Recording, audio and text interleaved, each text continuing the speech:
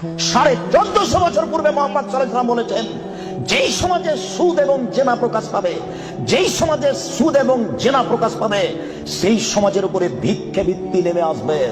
তাদের অর্থ সম্পদ ধ্বংস হবেই, তাকে একদিন না একদিন ভিক্ষুক হতে হবে। এটা জেনার প্রথম বিপদ।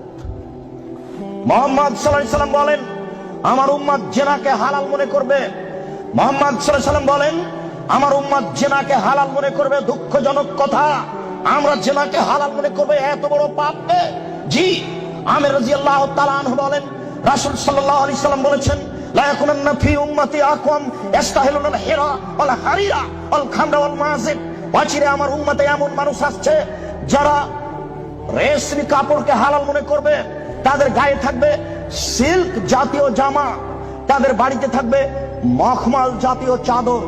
আমার উম্মত রেশমি কাপড়কে হালাল মনে করবে। 2, আমার উম্মত জেনাকে হালাল মনে করবে। 3, আমার উম্মত মদকে হালাল মনে করবে। 4, আমার উম্মত বাদ্যযন্ত্রকে হালাল মনে করবে। সব দোকানে টিভি, সব মোবাইলে বাদ্যযন্ত্র। কারোর কাছে এটা পাপের কাজ নয়, কেউ ভাবে না এটা পাপের কাজ। শুনুন, এই ছেলে, তুমি খুব ধৈর্য ধারণ করে থাকো। আলোচনার শেষের দিক যত যাবে তত গুরুত্বপূর্ণ আলোচনা হবে। তুমি খুব সতর্ক থাকো, যতই কষ্ট হোক। সম্মানিত মুরব্বী, আপনার যতই কষ্ট হোক, আপনাকে আমি কিছু সময়ক্ষণ অপেক্ষা করার জন্য অনুরোধ করছি।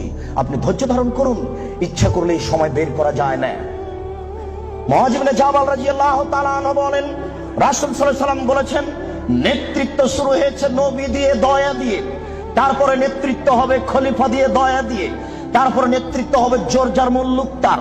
তারপরে নেতৃত্ব হবে নেতা, হবেই হবে, সে যে কোনো মূল্যে তাকে হওয়াই লাগবে, যে কোনো মূল্যে। এই শ্রেণীর মানুষদের 5টা পাপের কাজ আছে। 1, ইস্তাহিলুনাল হারিরা, এরা রেশমি কাপড়কে হালাল মনে করবে। 2, আল ফুরুজা, এরা জেনাকে হালাল মনে করবে। এই বোকা ছেলে, তোমার নেতাকে তুমি চিনো? আর জেনার লাইন লেগে আছে, তুমি দেখো তদন্ত করে।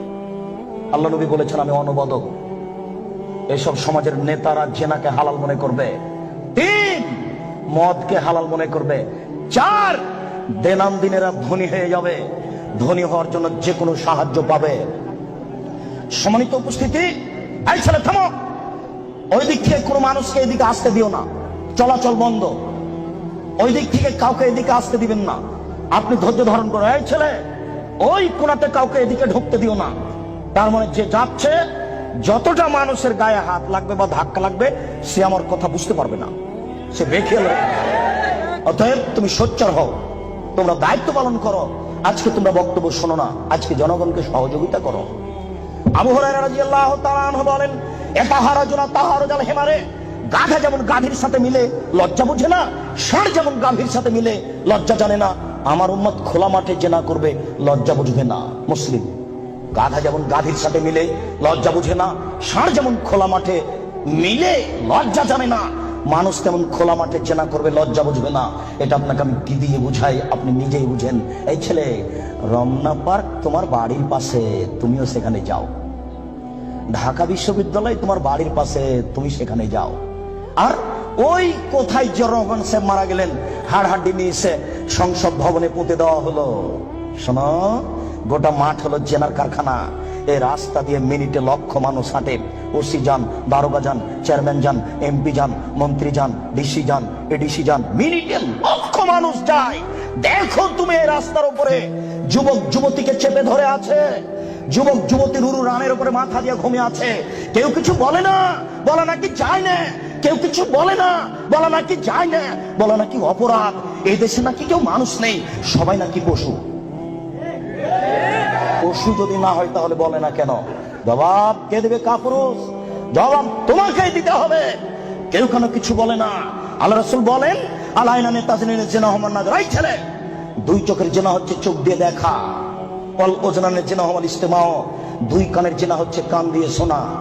ওয়াল ইয়াদ জিনা হাল বাতস, হাতের জিনা হচ্ছে হাত দিয়ে ধরা। আর রিজিল জিনা হাল মাসি, পায়ের জিনা হচ্ছে পা দিয়ে চলা।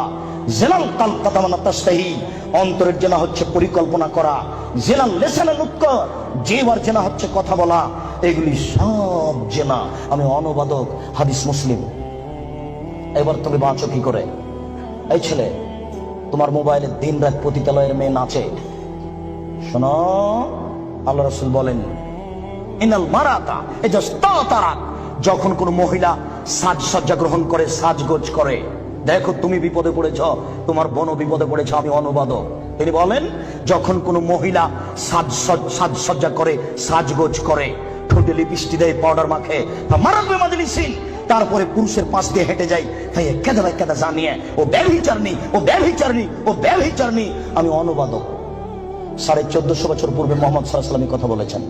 আমি অনুবাদক, আমার কিছু করার নেই।